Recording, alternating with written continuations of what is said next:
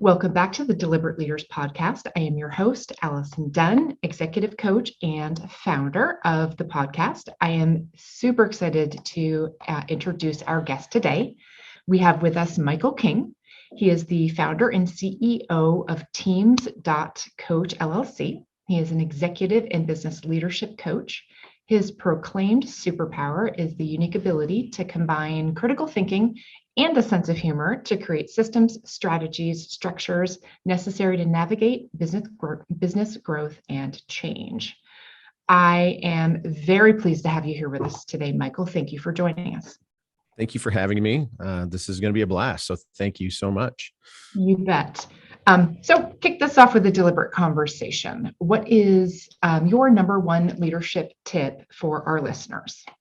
My number one leadership tip right now is value relationships over your systems and strategies. We can dive into that a little bit more, but I'll just go ahead and leave it with that, just a very blanket answer like that of valuing your relationships more than you value your systems and your strategies. Okay, so I think that's going to be a good tie-in because you talk about really creating systems, strategies, and structures, but your greatest tip is it's the people who do them. I love that. So valuing them. Absolutely. I'm going to kind of tee up the topic we're talking about today is uncommon methods to avoid burnout as a leader. And as we know, there's a lot of burnout that has been happening, especially with the transitional shift that we've had in our world. I'm just going to tee it up as that. So I'm excited to learn more about that.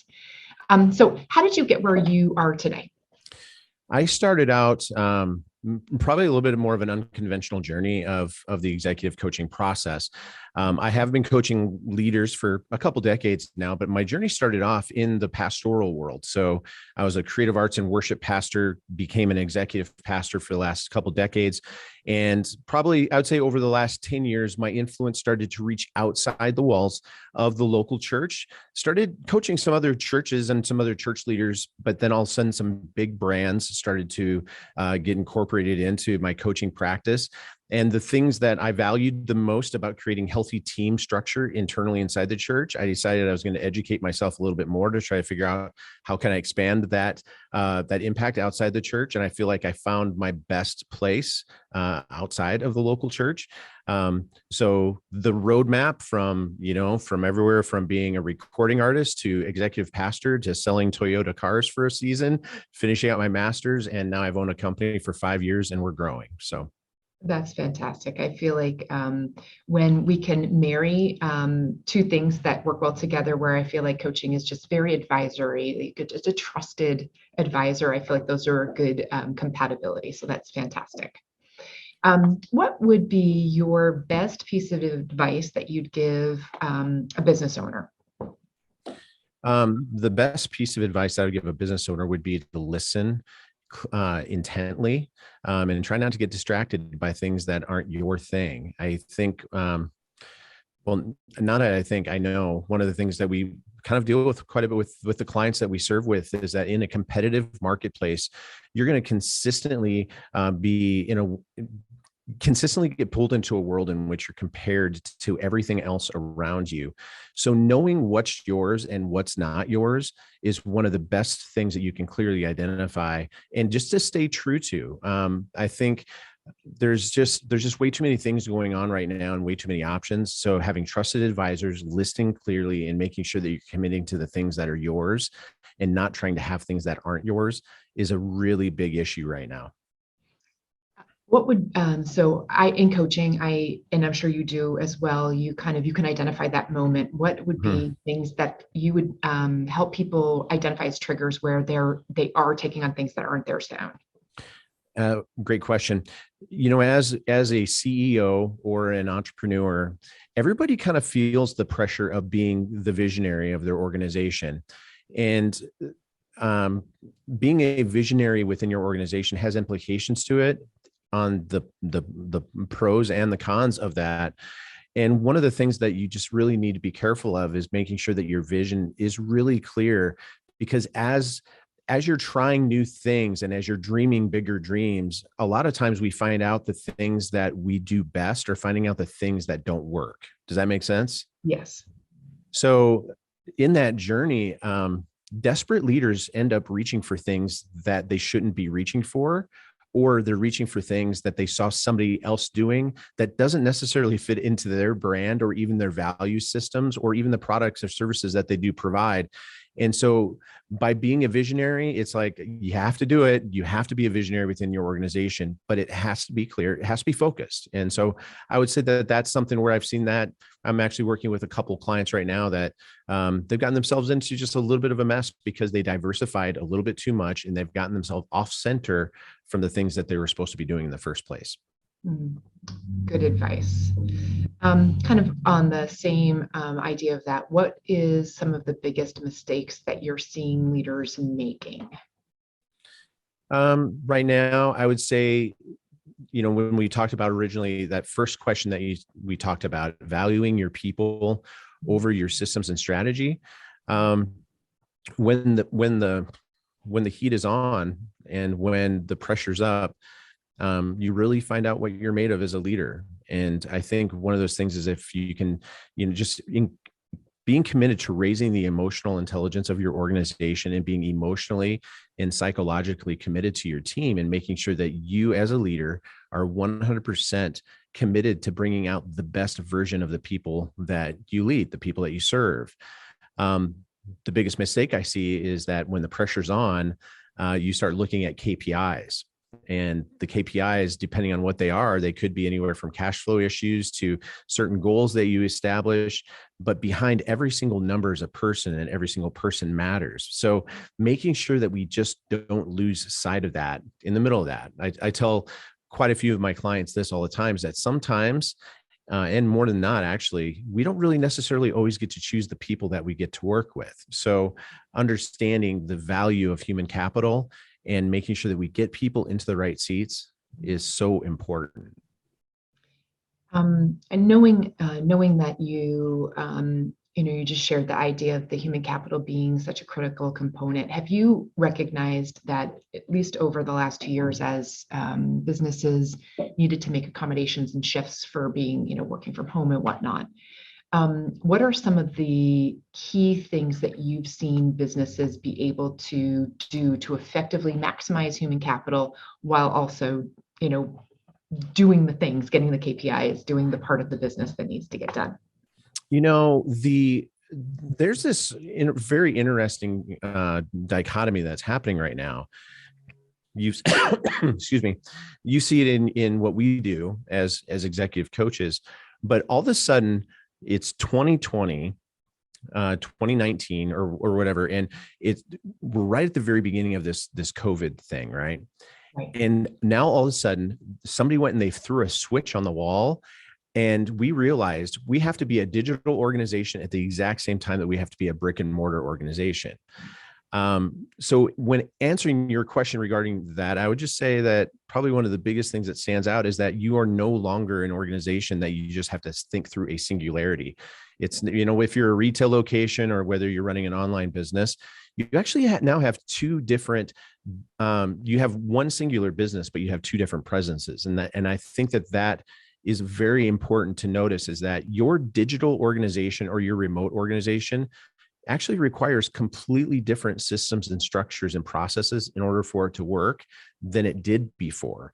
Mm-hmm. So if you're expecting the old things to work in the new world, you're going to be behind. You're going to find out that you're going to bobble the ball a bit, and just, making sure that you're navigating that and being willing to make that shift. If you're willing to make your shift, you'll be fine. But if you're trying to continue just to keep going down that path, you're going to struggle a bit. Agreed. I'm sure that recruitment and recruiting top talent is as challenging in your market as it is in ours. I know that my clients are faced with a big challenge around that particular thing. Do you have any suggestions on how you're helping clients overcome that? Well, one of the things just to consistently remember is that people are loyal to people. They're not loyal to brands. Mm-hmm. And so, and it's Simon Sinek or Henry Cloud or whoever has said this statement, is that people don't leave bad jobs, they leave bad bosses. We call this the Great Resignation, this season that we're going through. I call it a little bit more of the Great Reckoning, is that all of a sudden the workforce now declares, these are the things that are important to us, and you will meet our demands. Otherwise, we won't work for you. That is 2022. And so we're bumping into that. We're bumping into this place where it's hard to find really, really great employees. So number one is just simply this: love the ones that you're with. Look at the people that are on your team and find out, okay, where are my superpowers? Is there hidden talents that are currently on my team that aren't being currently utilized? Because if maybe they're currently not being utilized because I didn't even know that I wanted these specific talents, but by me using these specific talents, maybe my team is going to feel a little bit more fulfilled in what they're doing. And maybe it'll create some more opportunities for us as a team and as a business. So, and I have many examples of how that's played out in a couple different organizations that I've worked with as well. But I think the concept overall, I think you probably understand that. So beyond loving the ones you're with, which I feel like a lot of organizations, even with folks leaving and not being able to make the transition or being unwilling to modify and choose not to stay in the workforce, you can actually do more sometimes with less if you do love the ones you're with. Any other tips around what you're helping clients to do in it, gaining talent to them? Yeah, gaining talent to them requires you to be very focused and very clear with the objectives that you're trying to accomplish as a team. Now, and also too, by the way, is that when you do love the ones that you're with, by utilizing the people that are on your team and creating an internal fan culture, this allows you to attract the things that you make visible. So never really count yourself short when you do have something that is actually working internally. But by creating that internal culture, we have a couple different organizations that we've created some incentivization processes for the employees to bring on people that we feel like would be a great fit. Now, here's the thing that probably is just going to have to be addressed, is that right now you are going to pay a little bit more for top tier talent than you did a year ago.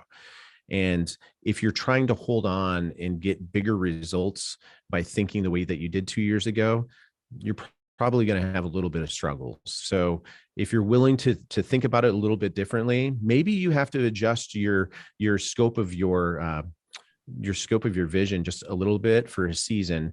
Maybe not try to accomplish as much, but try to accomplish the things that are most important for right now, and making sure that your team is the most focused. Because at the end of the day, people want to be a part of winning teams.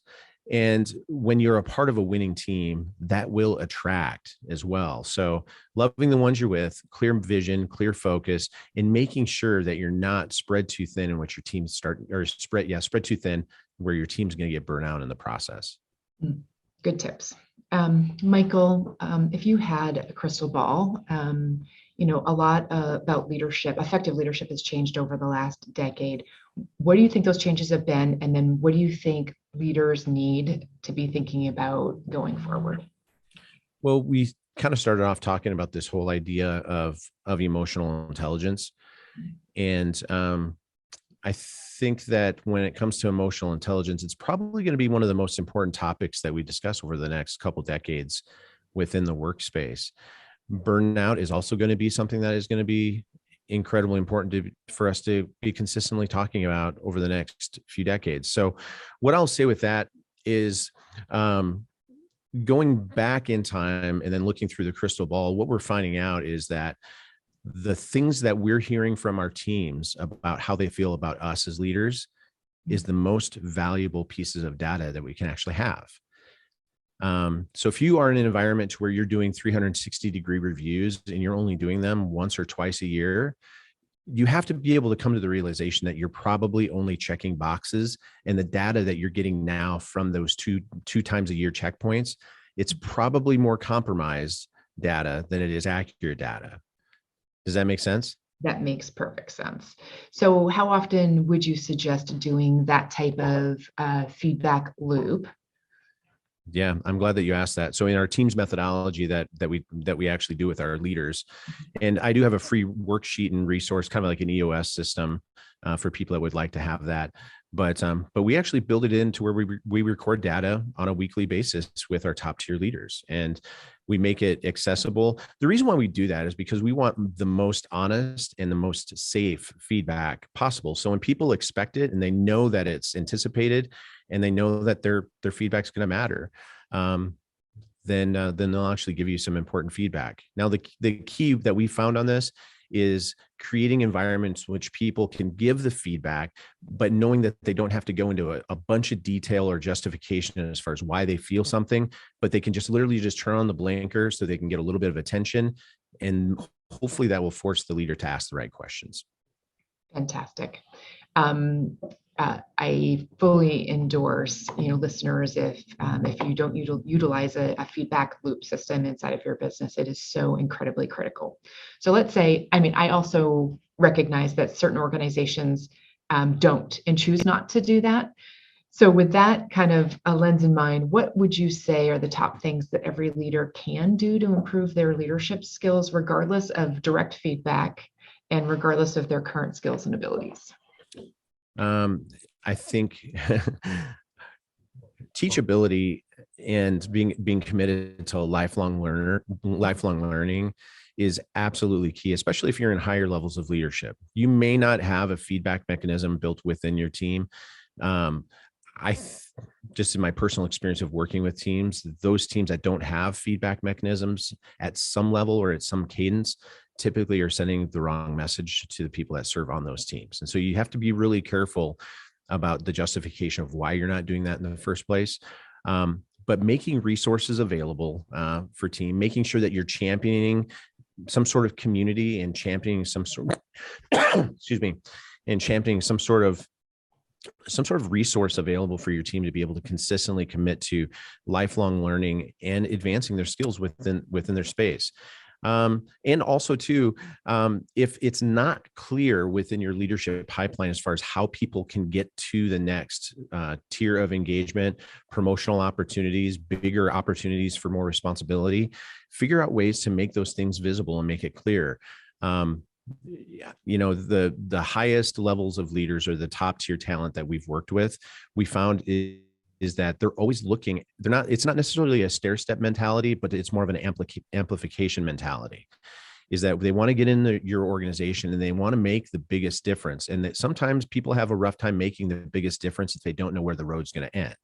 So be very clear and transparent about how people can advance within your team. I also want to just emphasize is that I know that the generation that is coming up behind me, that's really important for them to understand what their pathway is. It's incredibly important. And what are the requirements and the steps and when do they qualify and how soon do they qualify? Because I think if you outline that sets the expectations and the targets for them to reach for the next rung. So Absolutely. Forever more important. I love the fact that is a key tip on, regardless of your skills and abilities, outline the skills and abilities you're expecting your team to have as they can move up. Good. I always love to hear from other executive coaches or coaches in general. Can you share why do organizations and CEOs need coaching or consulting for that matter? It's because we only know what we know, and we build everything to our level of understanding. So think about that, right? And so even as we started off and talking about systems and strategies and structures, and this is kind of like my superpower. Like, if you ever get caught in a personal one-on-one conversation with me, we would probably sit down at a table and you would ask me a question, and at some point in the conversation, you're going to wonder, did Mike check out? Did he float off into a land of somewhere? But it's just because the way my mind's wired is that I start to reverse engineer things and start to bring solutions to the table that are a little bit different. But when it comes to a senior leader, when it comes to why they need coaching, is that everybody builds things to their level of understanding. And I think that that's probably one of the biggest weaknesses within it, is that the world is changing so fast. Probably the best thing that I did for myself was about 5 years ago. I brought on an executive coach, and he's still with me today. And it's amplified everything. It's helped me see things that I can't see. And it's also just helped champion me being like, okay, if I'm going to be an executive coach, I have to model that I'm being willing to learn and to be committed to teachability as high as anybody else I'd like to. So That's fantastic. I believe every coach needs a coach, so I'm 100% the congruency of that.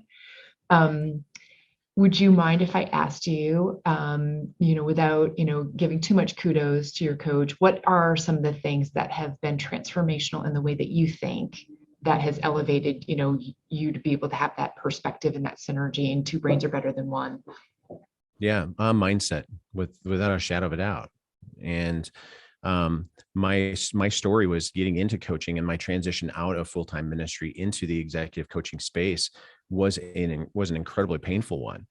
And I started actually diving into going back to school to get my master's in executive coaching and organizational leadership, not because I wanted to leave my pastoral role.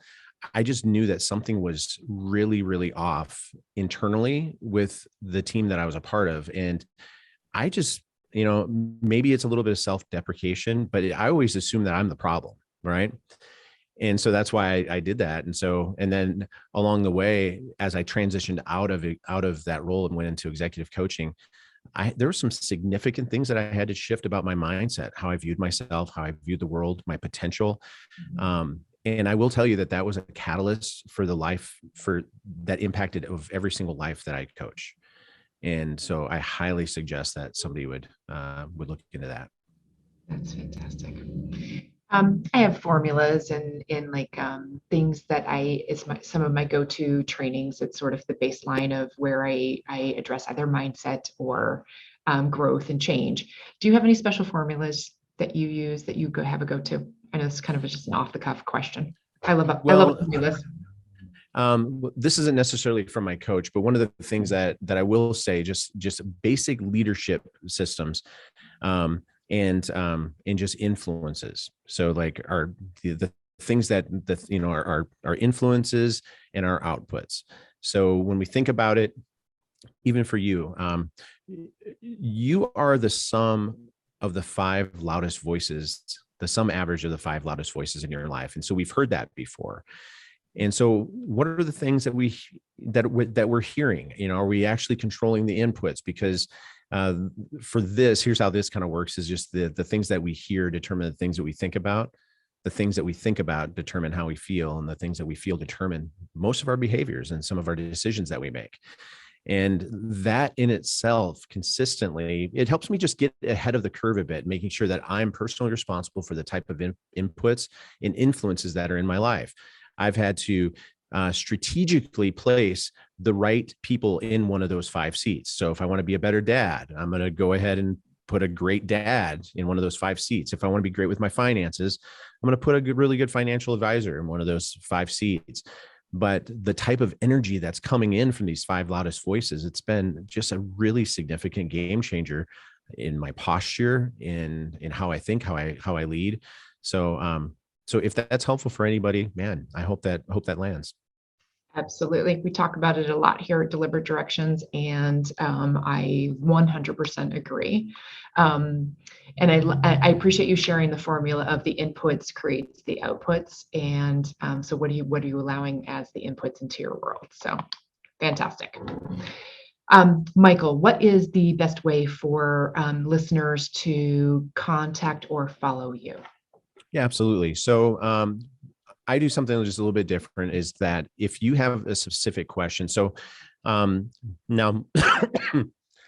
the thing that I sit with the majority of the time is I end up working with C-level leaders and their teams. So we develop from our app platform all the way through executive coaching, is that we develop things that keep executive coaching simple, but help you move the needle in a way that's tangible. We want you to have results. So if you have any questions regarding this, if you have any questions regarding how to avoid burnout as a leader, I'm actually going to give you my cell phone number here and also my website. And you can also follow me on all social. But my cell phone number is area code 763-245-4984. And if you ever got a question, feel free to just text me directly. So I'll get that 763-245-4984. or you can actually go to this link on my website. It's just Teams.Coach. That's just the domain, and follow me on all social platforms with the same. Fantastic. I will make sure to include that URL, probably not your cell phone number, in the show notes, if that's okay. It's totally fine. Okay. Michael, thank you so much for joining us here today on Deliberate Leaders. We have a big job to do, and I'm glad there's others of us out there that are passionate about helping others. Thank you so much for having me. Thank you.